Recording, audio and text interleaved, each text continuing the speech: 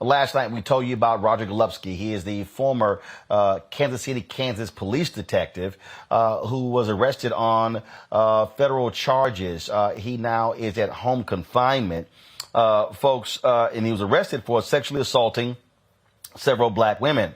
Now, according to black residents of Kansas City, Kansas, his evil deeds go deeper than that. There are claims that he has fathered several children, put innocent people in prison, stalked folks, intimidated them, and harassed them as well. Tonight, Cece Manck joins us. She's a community and victim advocate, and Niko Quinn, who says Golubski forced her to testify against Lamonte McIntyre, who was wrongfully imprisoned for more than 24 years for a double slaying he did not commit. Glad to have you both. Niko, I want to start with you.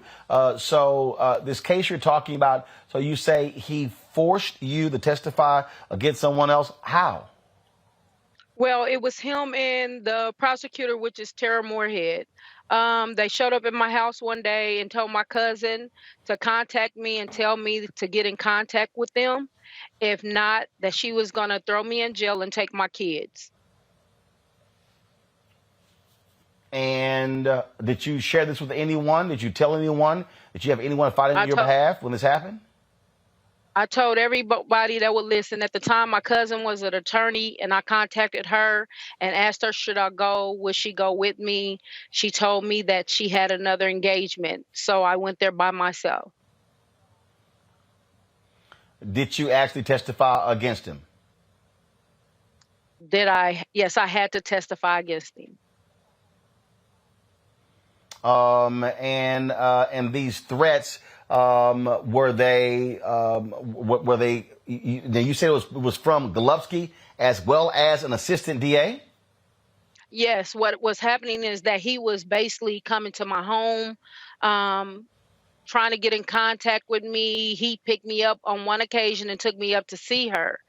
On this particular day, I went up there, he dropped me off, and I went in to see her. When I got there, I waited for about 45 minutes to go in her office. When I went into her office, she had on her desk the crime scene pictures of my cousins.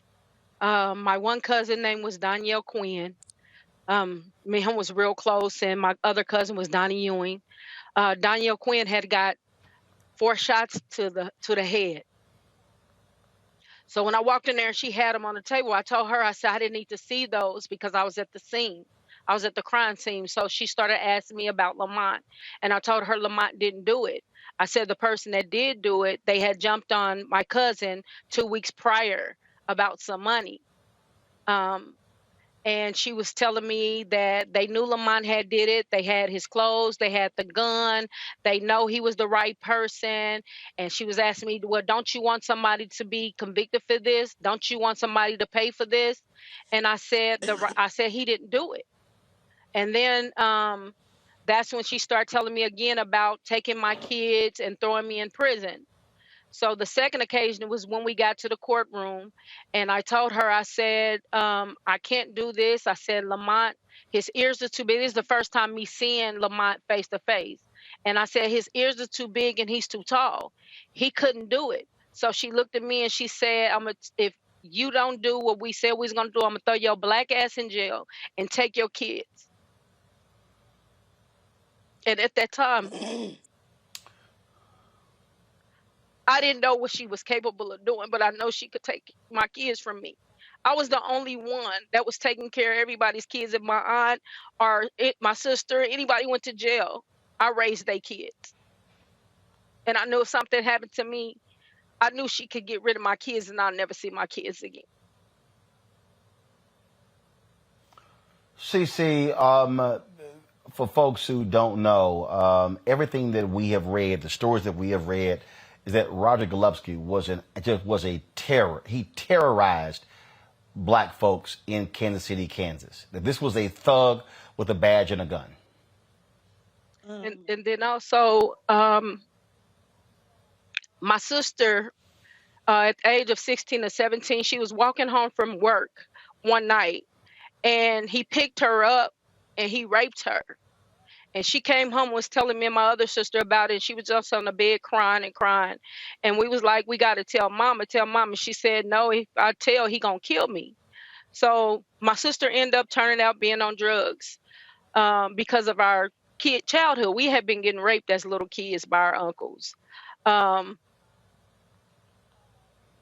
sister ended up on drugs. And in 2000, my sister was shot 17 times. My sister post had did 37 months in prison. And Golubski dropped her off at my home. One of the young ladies came in and told me he was on the back street waiting on her. When my sister walked back out the door, I asked her, I said, who dropped you off? She said, I got a ride. And I said, who? She said, a friend. The lady, I said, well, they told me Golubski dropped you off, is back there waiting on you. So she got her clothes, she left. About 2 to 3 weeks later, my sister was dead.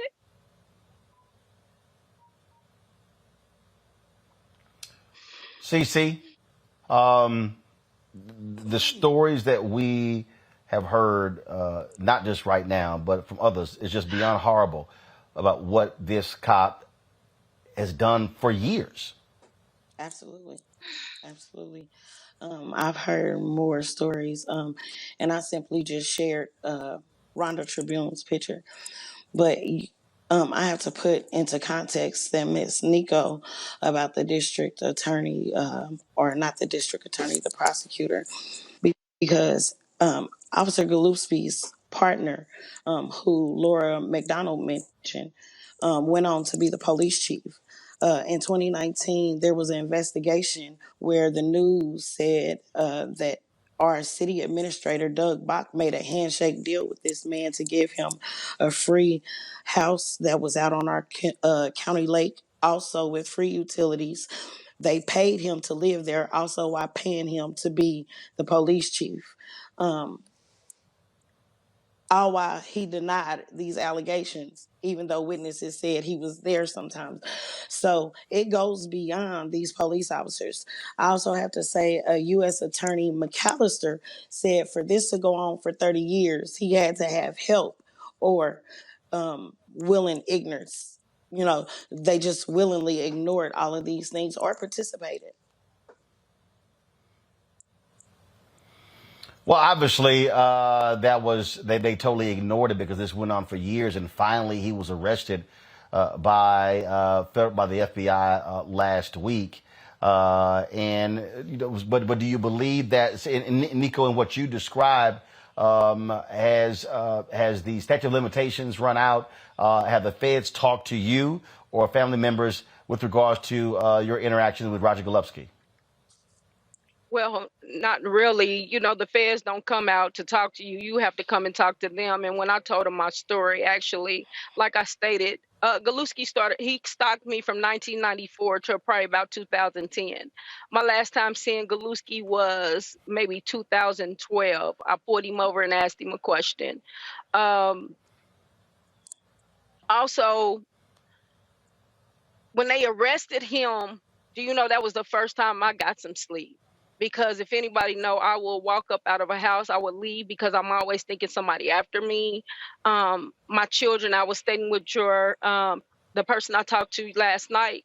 My kids didn't graduate from school because I kept pulling them out of school because I was scared that something was going to happen. I was scared that they were going to take my kids once I started telling that Lamonte wasn't the killer.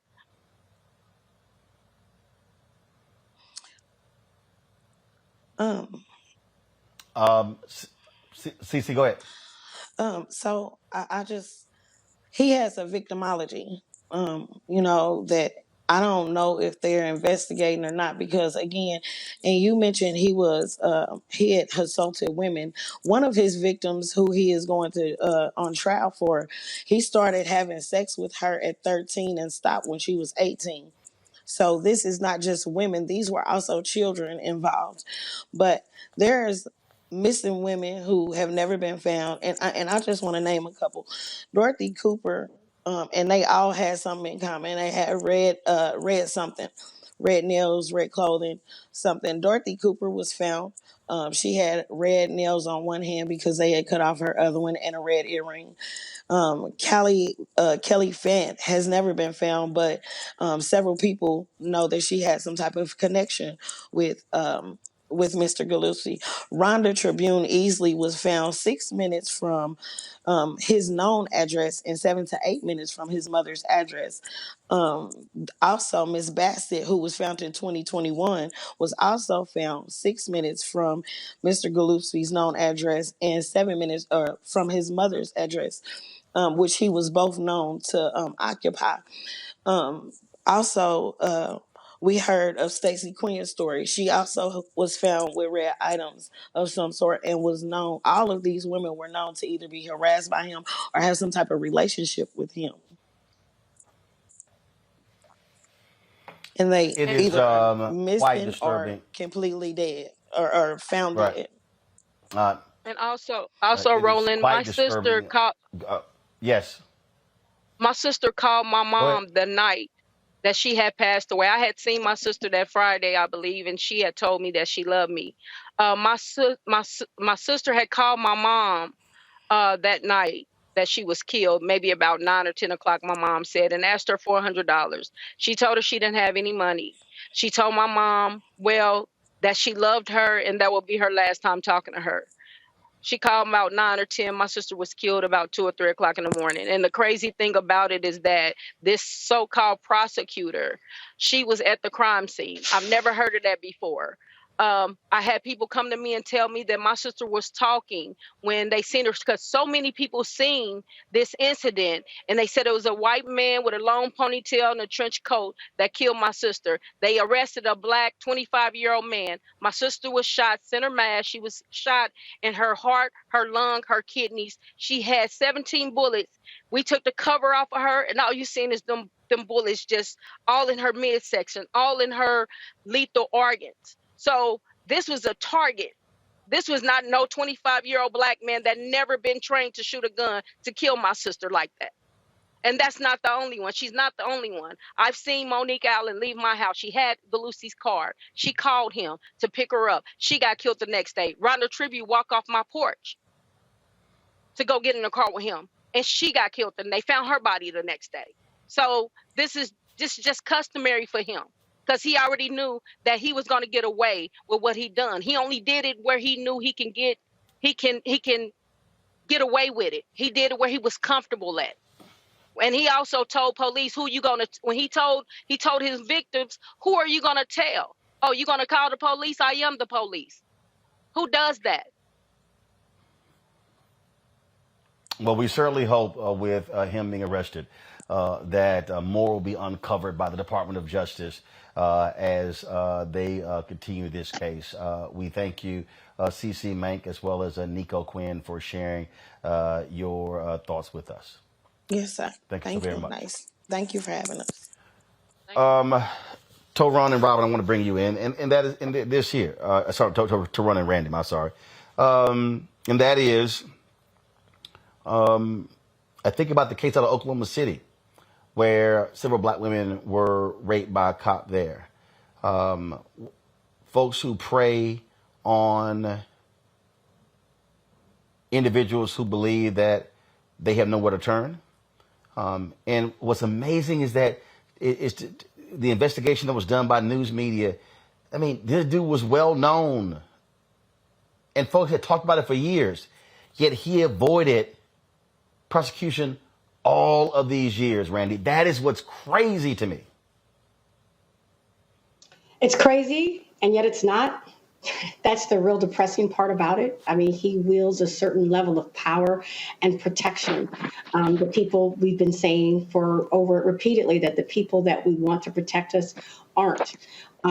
We are giving certain individuals that are not necessarily fans of our community and an immeasurable amount of power, and they're getting away with just horrible crimes, so hard to hear.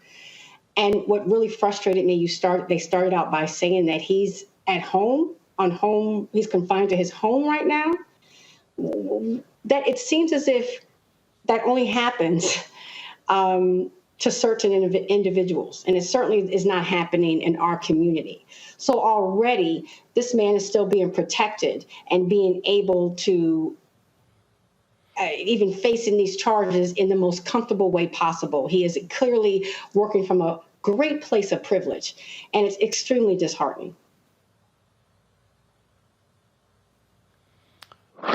To run.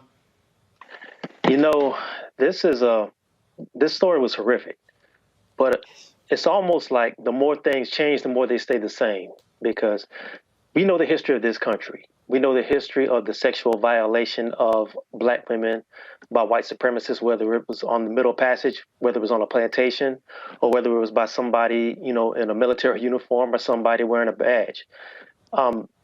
This sort of thing happens when you have absolute power and you're dealing with a community that you feel less than. That you feel a community that you feel like is less than you, and you have the power of life and death.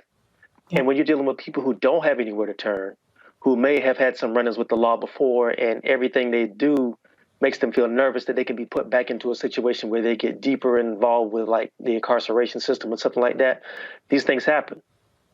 What's sick about it to me is that, as you said, he was so well known in the community, and nobody, whether in that department or anybody on the DA's office or the county prosecutor or the city prosecutor, cared enough about what happened to these women and saw a pattern here that they would go and pursue. That's what's dangerous.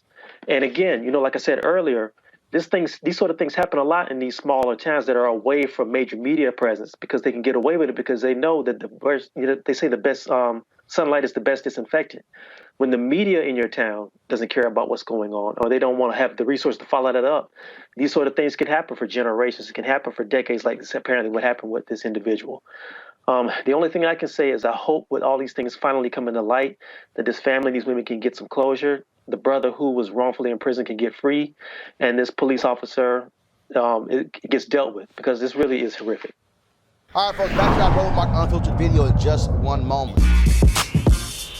When we invest in ourselves, our glow, our vision, our vibe, we all shine.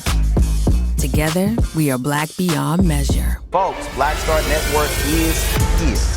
Hold no punches. I'm real revolutionary right now. Support this man, Black Media. He makes sure that our stories are told. Thank you for being the voice of Black America, Roland. Stay Black. I love y'all. All momentum we have now, we have to keep this going. The video looks phenomenal. See, there's a difference between Black Star Network and Black-owned media and something like CNN. You can't be Black-owned media and be scared. It's time to be smart. Bring your eyeballs home. You dig?